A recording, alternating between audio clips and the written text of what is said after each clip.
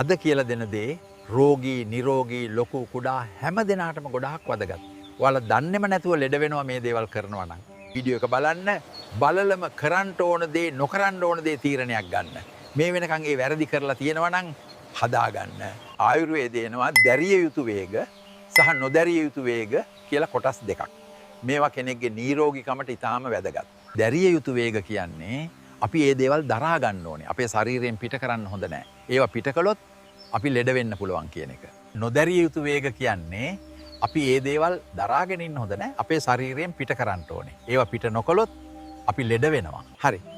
දැන් මම හිතනවා දැරිය යුතු වේග සහ නොදැරිය යුතු වේග ගැන පොඩි අදහසක් එන්න ඇති කියලා. හරි, අපි මුලින්ම බලමු නොදැරිය යුතු වේග කියන්නේ මොනවද කියලා. ඒ කියන්නේ ඇඟ ඇතුලේ තද කරන් ඉන්න හොඳ නැති දේවල්.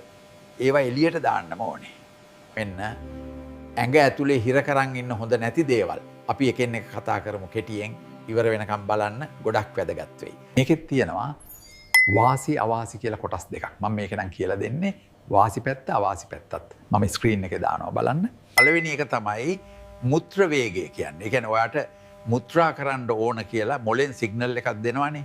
අන්න එතකොට ඔයා මුත්‍ර කරන්නම ඕනේ. මුත්‍ර නොකර මුත්‍ර වේගය දරාගෙන ඉන්න එකෙන් වෙන්නේ ඔයා ලෙඩ වෙන එක.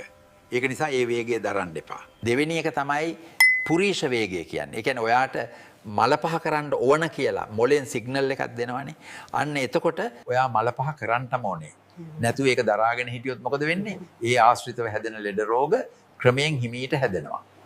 තුන්වෙනි එක තමයි වායු වේගය කියන්නේ. ඒ කියන්නේ ඔයාට වාතය පිට කරන්න ඕන කියලා දැනෙනකොට පැත්තකට ගිහිල්ලා ඒක කරගන්න ඕනේ. හතරවෙනි එක තමයි උද්ගාර වේගය කියන්නේ. ඒ කියන්නේ බඩ ඇතුලේ එකතු වෙලා තියෙන වායුව මුඛයෙන් පිටවීමයි. ඒක නවත්තන්නත් හොඳ නැහැ. ඔව්. පස්වෙනි එක වමන වේගය. ඒ කියන්නේ අපිට වමනේ යන්න එන අවස්ථාවක කවදාවත් ඒක නවත්තන්න එපා. වමනේ කරන්න ඕනේ. හයවෙනි එක ක්ෂුදා වේගය. ඒ කියන්නේ බඩගින්න ආපු වෙලාවට ඒ වේගය දරාගෙන ඉන්න එපා කෑම කන්න කියන එක. උදාහරණයක් හැටියට බඩගින්න දරාගෙන ඉන්න පුරුදු වුණොත් හැදෙන ලෙඩ මං කියන්න ඕනේ නෑනේ. ගෑස්ට්‍රික් වල ඉඳලා කොච්චරනම් ලෙඩ ගොඩක් හැදෙනවද? හත්වෙනි එක තෘෂ්ණා වේගය. ඒ කියන්නේ පිපාසය. පිපාසය ආපු වෙලාවට ඒ වේගය දරා ගන්න එපා. පුරුද්දක් හැටියට ළඟ වතුර බෝතලයක් තියාගන්න. නිරෝගී පුද්ගලයෙක් දවසට වතුර ලීටර් 2-3 අතර බොන්න ඕනේ. ඒක නොබී හිටියොත් ඇඟ ඇතුලේ ලෙඩ කීයක් නම් හැදෙයිද? හිතන්න බෑ. අටවෙනි එක ආශ්‍ර වේගය. ඒ කියන්නේ කදුළු එන වෙලාවට ඒව නවත්තන්නේ කොහොමද අහන්න එපා. හැඟීම් මතුලේ. සමහර අයට පුළුවන් කදුළු දරාගෙන ඉන්න. ඒකෙන් වෙන්නේ ගොඩාක් ස්නායු වලට හානි වෙන එක. කාලයක් එහෙම කළත් ස්නායු රෝග වැඩි වෙන්න පුළුවන්.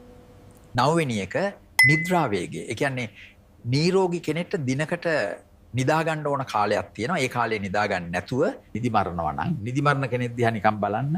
එයාගේ ඇඟ පිරිහිලා කියලා පේනවා. සහ ලෙඩ පාට. තව කීයක් නම් ලෙඩ හැදෙනවද? 10 වෙනි එක තමයි ශ්වාස වේගය. හුස්ම නොගෙන ගිටියොත් මොකද වෙන්නේ කියන්න ඕනේ නැහනේ. නිවැරදි ශ්වසනය ඊටාම වැදගත් දෙයක්.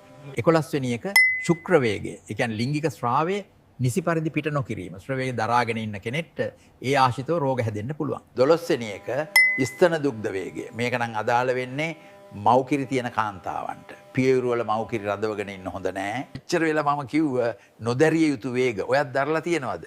ඔයාලා දන්නේම නැතුව ඔයාලට හදෙන ලෙඩ ටිකත් මම මේ කිව්ව පිළිවෙලටම කියන්නම්. ඒ ටික තමයි වැදගත්ම ටික. ඔයාම තෝරගන්න. ඒව වලින් ඔයා ලෙඩ වෙලා දෙන්නේ කියලා. මැන. මුත්‍ර වේගය දරාගත්තොත් මුත්‍ර දැවිල්ල, මුත්‍ර අවහිර වීම, මුත්‍ර මාර්ග ආසාදන, මුත්‍ර ගල්, යටි බඩේ වේදනාව කියන රෝග ඇති වෙන්න පුළුවන්. මල පහ කිරීමේ වේගය දරාගත්තොත් මලබද්ධය, ගුද රෝග, බඩ වේදනාව, වාත රෝග, හිස රදය කියන රෝග බොහෝ දුරට හැදෙන්න පුළුවන්. වායු වේගය දරාගත්තොත් බඩ පිරීම, බඩ වේදනාව, උරහිස්සෝ පිටේ වේදනාව, දුර්ගන්ධයක් දැනීම, හුද රෝග, වාත රෝග හැදෙන්න පුළුවන්. උද්ගාර වේගය දරාගත්තොත් අජීරණේ, ආමාශයට විෂ එකතු වීම, හුද දැවිල්ල, බඩ පීරීම, උදර රෝග කියන රෝග හැදෙන්න පුළුවන්. පමණේ දරාගත්තොත් ආහාර විෂ වීම, උදර රෝග, හුද රෝග, හිස රදය, සෙම වැඩිවීම කියන රෝග හැදෙනවා. අපි දන්නේම නැතුව හැදෙන ලෙඩ මේ. බඩගින්න දරාගත්තොත් අම්ල පිත්ත හේවත් ગેස්ට්‍රයිටිස්, ශක්තිය අඩුවීම, කම්මැලිකම, මානසික කෝපය. බලන්න මේ ලෙඩ අපේ නොසැලකිල්ල නිසානේ. පිපාසය දරාගත්තොත් ශරීර උණුසුම වැඩිවීම, වක්ගොඩු දෝෂ, මුත්‍රා රෝග, හිස රදේ, ඇඟ වියලීම කියන රෝගද නොසැලකිල්ල නිසා හදාගන්න ලෙඩ. අඳුළු දරාගත්තොත් ඇස් රෝග, හිස රද, හෘදේ බරපතල රෝග, මානසික පීඩනය, නිින්ද නොයම මේ ලෙඩ අද බහුලව තියෙනවා. නිින්ද දරාගත්තොත් නිින්ද නොයම, මතක දුර්වල වීම, ඇස් දැවිල්ල, මානසික ආතතිය, ශක්තිය අඩුවීම කියන රෝග හදෙනවා. නිදි මරණයි හිතන්න මේ ගැන. ශ්වාස වේගය දරාගත්තොත් ඇස්ම, හෘද රෝග, හිස රදේ, වාත රෝග, සිහි නොමැතිවීම කියන රෝග හැදෙනවා. මේ අපි නොහිතන පැති නේද?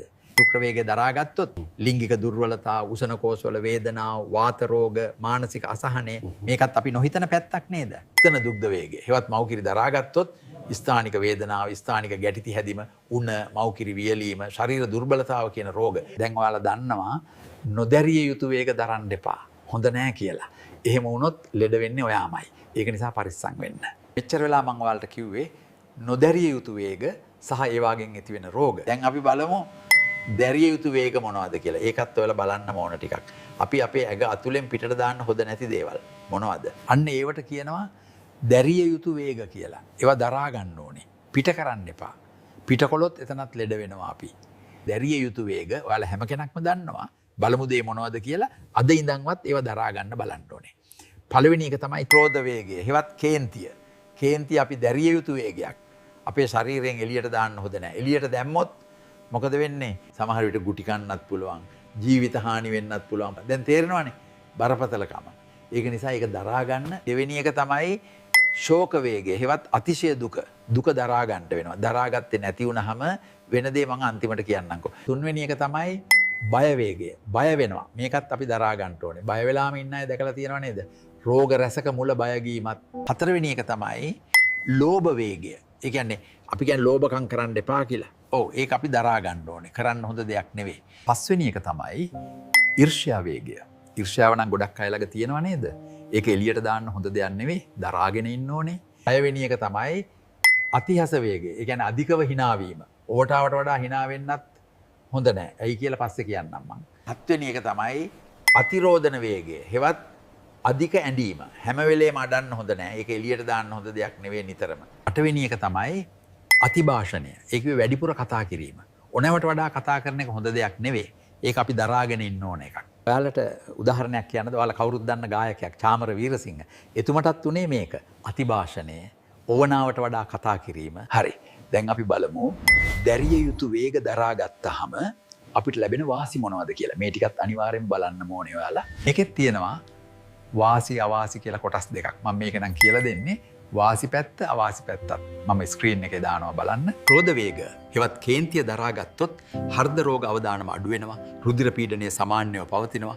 සම්බන්ධතා හොඳින් රැකෙනවා. දෙවෙනි එක ශෝක වේගය හෙවත් අතිශය දුක පාලනය කළොත් මානසික ශක්තිය වැඩි වේ. හොදට නිින්ද යනවා. හෘද රෝගවල බරපතලකම් අඩු වෙනවා. දිගු කාලින රෝග වලින් ආරක්ෂා වෙනවා. ජීවිතයට සංසුන් බව ලැබෙනවා. ඡය වේගය දරාගත්තොත් විශ්වාසය හා ධෛර්යය වැඩි වෙනවා. තීරණ ගැනීමේ හැකියාව වර්ධනය වෙනවා. ජීවිතයේ අභියෝග හොඳින් මුහුණ දිය හැකියි. හතරවෙනි එක ලෝභ වේගය. පාලනය කළොත් මනස සතුටින් තියෙනවා. ආතතිය අඩුවේ. අසාධාරණ ක්‍රියා වලින් වැළකෙනවා. සමාජයේ හෞරවය ලැබෙනවා. පස්වෙනි එක ඉරිසියා වේගය. දරාගත්තොත් හෘදය සැහැල්ලු වෙනවා. සම්බන්ධතා ශක්තිමත් වෙනවා. සමාජ ජීවිතය සාර්ථක වෙනවා. හයවෙනි එක අතිහස වේගය. ඒ කිව්වේ අධික හිනාව. හිනාව පාලනය කරගත්තොත් හෘදය හා ස්නායු පද්ධතිය සුරක්ෂිත වෙනවා. වාත දෝෂ පාලනය වෙනවා. ගෞරවය හා විනය පාලනය වෙනවා. කතා කරන වචන ගුණවත් වෙනවා. හත්වෙනි එක අධික ඇඬීම. ඒක දරාගත්තොත් ඇස් රෝග අඩුවේ. ශරීර ශක්තිය රැකේ. මානසික ස්ථාවරතාව වැඩි වෙනවා. හෘදය ශක්තිමත් වෙනවා. අන්තිම එක අතිභාෂණය වැඩිපුර කතා කිරීම පාලනය කළොත් වචනවල වටිනාකම වැඩි වෙනවා. විවාද සහ ගැටුම් අඩු වෙනවා. මනස සංසුන් වෙනවා. සමාජයේ ගෞරවය වැඩි වේ. මම හිතනවා දැන් ඔයාලට ලොකු අවබෝධයක් ආවා කියලා. දැරිය යුතු වේග සහ නොදැරිය යුතු වේග ගැන. දැන් පුළුවන් ගොඩක් ලෙඩ අඩු කරගන්න. දැන් ඔයාට වයස කීයක්ද? මේවා දැනගන්නකොට. ඒ මොකද දන්නවද? මේව පිළිවෙලට මෙහෙම කියලා දෙන්නේ නැහැ වෙන අය. මේ වෙදපප්ප ඇරෙන්න. වෙදපප්පට කරන සහයෝගයක් හැටියට වෙදපප්පා YouTube channel එක subscribe කරන්න, අනිත් අයට දැනගන්න share කරන්න. බුදු සරණයි. වෙදපප්පගේ අලුත්ම ප්‍රතිකාර වීඩියෝ දාපු ගමන් බලන්න නම් channel එකට ගිහිල්ලා subscribe කරන්න. bell එකත් ඔබන්න. එතකොට තමයි අලුත් වීඩියෝ එක දාපු ගමන් ඔයාලට එන්නේ. ඒක වෙදපප්පා දිරිගැන්වීමක් හැටියටයි පප්පා හිතන්නේ. subscribe බොත්තම ඔබන්න. ඊට පස්සේ මේ bell එකත් click කරන්න.